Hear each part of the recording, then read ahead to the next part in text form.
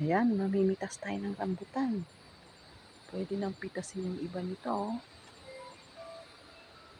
Nako, may customer pa. Sandali. Ayan, nalalaglag na yung ibang hinog. Ayan, oh. Pulutin natin.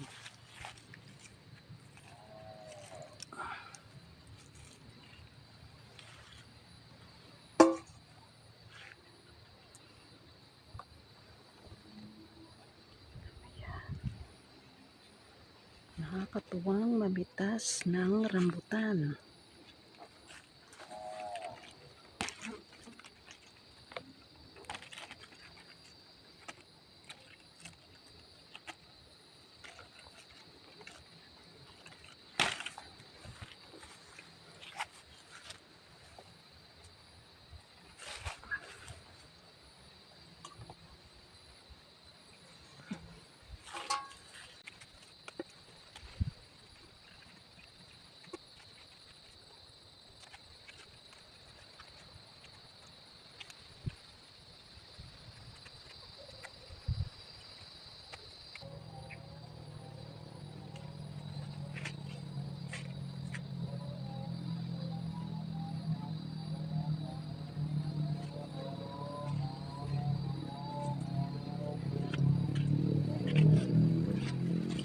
Hindi ko muna uubusin lahat ang pag-harvest kasi hindi ko naman siya kayang ubusin. So ito lang muna ang pipitasin ko.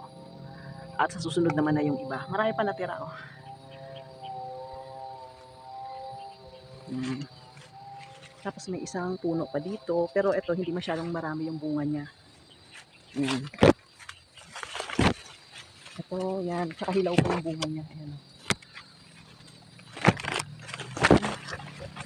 Ayan. Ay, bakit parang nangingitim yung bunga niya? Ayan, oh. Ay, nilanggam. Ayun, kukunti lang yung bunga nitong isa na to, eh. Pero, at least, meron siyang binuong bunga. Kasi last year, ito walang binuo na bunga. Hinulog niya lahat ang mga bunga niya. Yung isa lang din ang medyo maraming bunga. So ngayon, yung isang puno na yun ang maraming bunga. At ito, nakabuo din siya pero hindi ganun kadami. Sana next year, marami na rin siyang ibuo na bunga. Yan. The fruit of my labor. The fruit of my labor. Rambutan. Yan. Ito yung avocado na pinitasan ko dati. Itong lansones, kasabay nito ang rambutan na tinanim ko. Pero hindi pa siya namumunga. So sana mamunga na rin siya. Ayan. Ayan, kumain na tayo ng rambutan.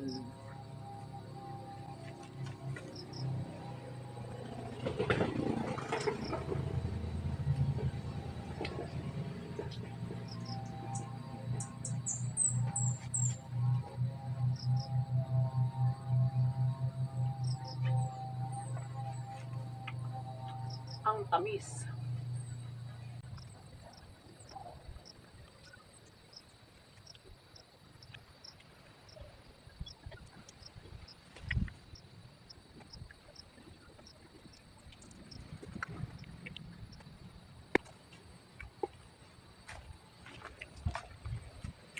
Ang tamis ng rambutan ko. Tingnan mo yung artist ko. Ito nakakatuwa sa gardening. Mm-hmm.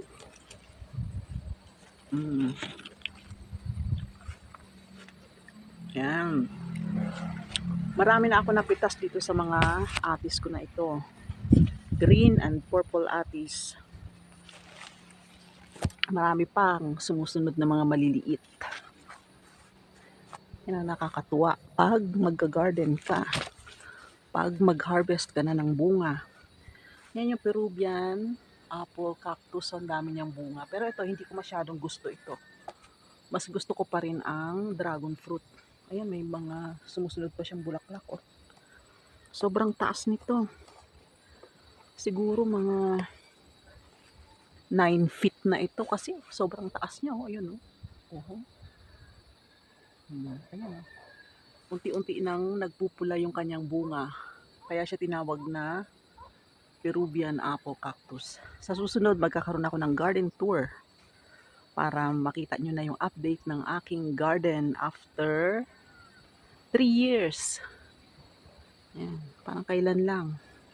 Parang kailan lang ako lumipat dito. Ngayon, may mga napipitas na ako sa mga tanim ko.